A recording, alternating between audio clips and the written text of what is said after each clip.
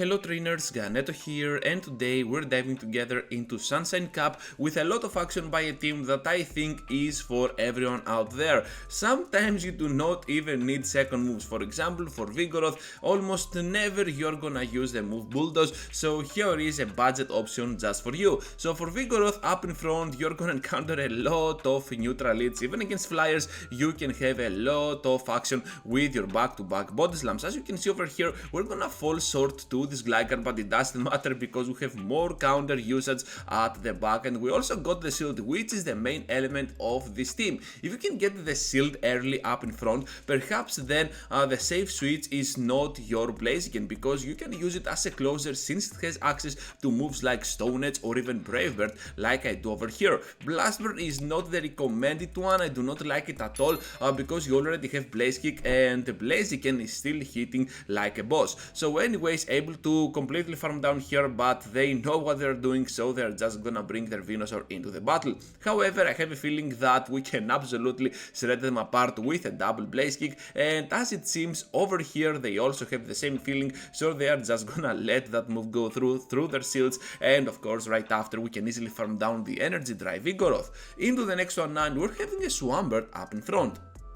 So around this Pokemon you can always stay in with your Vigoroth. The good news is that it is away from your Blaziken, but still with all those counters I think that eventually it will just fall down to your power. So anyways, we still managed to get an early shield here, and right after we will try to completely farm down. Of course they're gonna get to their move, but because I'm having a lot of HP remaining, I'm just gonna go ahead and completely use a shield to protect my Vigoroth. So we end up having now a Pokemon like Jumbluff at the back. You know what? This looking still good because we can go in with our Blaziken and start getting those Blaze Kicks into action. So I'm just gonna block the next move, and they end up having a Pokemon like Diggersby at the back. At the 6th one, they can definitely reach to a Scorching Suns, so I know that, and I will take advantage of that. So here comes now the move, we're just gonna take it, and right after we're gonna come into the battle with our Obstagoon. I know that Obstagoon is kinda tanky for this team, and we can absolutely tank at least one move. By clearing the debuff here, we can guarantee that we can bring pretty low this poor Jumbluff, and they can still not farm down. So all we want to do here is to press even more this poor Pokemon, but to be honest, we have already put it at a point that one Night Slash will most likely do the trick here, and that's why you need Night Slash over Obstruct that I had for the first battle. That was definitely a mistake, and that was my other Obstagoon that I was using. It is just a better V1 from the community day, and that's why it has a higher CP, that's why I clicked it, and that's why I made a mistake. That's why. Anyways, we're having now Gligar once again up in front, so this is kinda bad for us, but still it's not that bad when you have a Pokemon like Vigoroth. Nothing is bad up against it. We can still stay in and start going for those body slams. So yeah, able to reach another one to push for that shield scenario. Are they gonna fall for it? No, they're just gonna let it go through, and that is not looking that great. Hopefully though at the back they have a double, and it cannot farm us down so easily. So we can expect something like a Vigoroth, to be honest, at the back. And right here I'm just gonna call it not gonna be a wild charge or anything, just a body slam, and we can still go ahead and completely push this Pokemon to the limits at a point that they might actually go ahead and shield. So they have a Steelix at the back, wow, and right after we can go for those Blaze Kicks. And just now I realized that this is an Iron Tail, I believe, Steelix, not even the Dragon Tail, but still that would make no sense at all to the outcome, because we would win anyways. We had the triple counter, and they had a normal type and a steel type at the back. So Shadow Gliscor now, this is another tricky Pokemon for us. All we have to do is to block the Earthquake. Are they gonna get there though right straight ahead? This is the big question. So I'm just gonna block, and it ends up being the Earthquake. Are you kidding me? This is looking kinda good for us right now. So I'm expecting the Night Slash, to be honest, at this point. And here it is. And right after we can easily farm down with our counters. So getting out of here with a lot of HP remaining. Actually a lot of energy, not a lot of HP. And of course, because we have a high rank Vigoroth here, shiny as well for the flex from the community day of Slakoth, we can still reach to double body slam. This means that we can take a shield in the process, and right after we can take the second shield with our Blazado.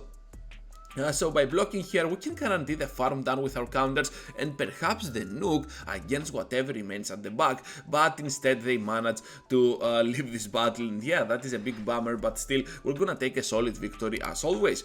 Into the next one now with a Swallow up in front. So this Pokemon is always kinda tricky, and I think that if we can block the big move, we can absolutely tank then the RLAs. So as it seems here, we're gonna block the RLAs, and right after they're gonna get to the 10th wing attack, which means this is just another RLAs, and of course right after we're just gonna throw our body slam. They're gonna try to catch the move on that double, and because we still have two more counter users at the back, I'm just gonna dump all that energy in a weird effort to completely farm down right after with my Blaziken. Doing so, we can still grab a shield out of that Swallow with this when we're gonna reach to that Blaze Kick.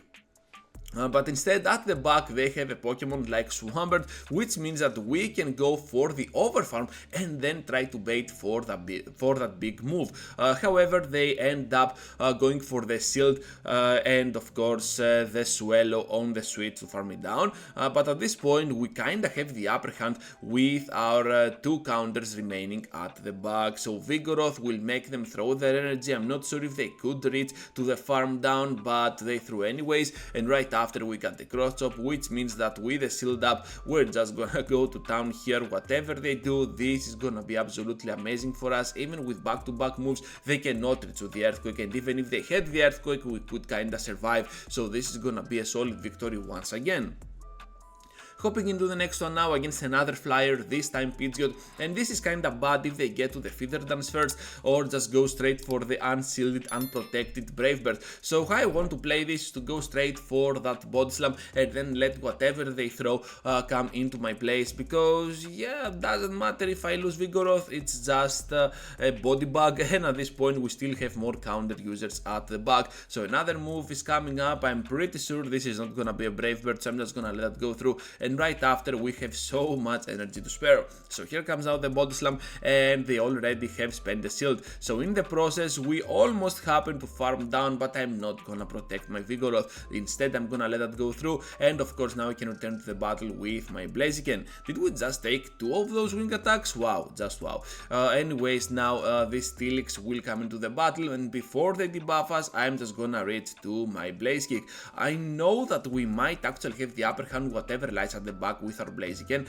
so I'm just gonna keep it alive. I have a feeling that seeing the Steelix they might have something like a Vigoroth, and they end up having a Vigoroth. This is a pretty common strategy, and this is why this team is gonna work for you. A lot of trainers are using Pokemon like Obstagoon and Vigoroth at the back, or even Steelix, so that's why this team can have the upper hand all the time.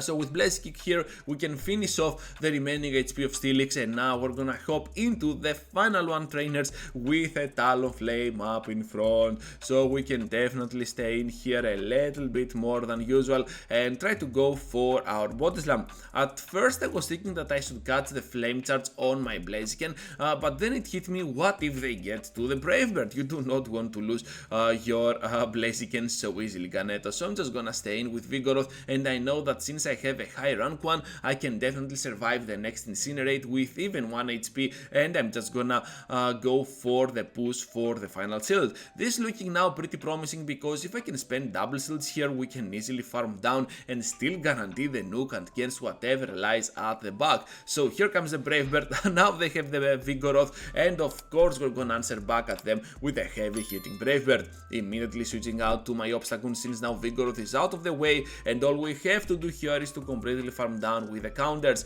They reach to the Night Slash, but even if that was gonna be a cross-up, I'm kinda sure that my counters from Blaziken would still be enough to completely farm down, and that will conclude the video with an amazing victory overall. Thank you for watching, trainers, and for staying till the end. Just be sure to leave a huge like before you go, and of course please consider subscribing to my channel if you want to see more of my content here on YouTube. And speaking of more of my content, I have 2 videos for you to check out, so feel free to do so, and I will see you all into the next one.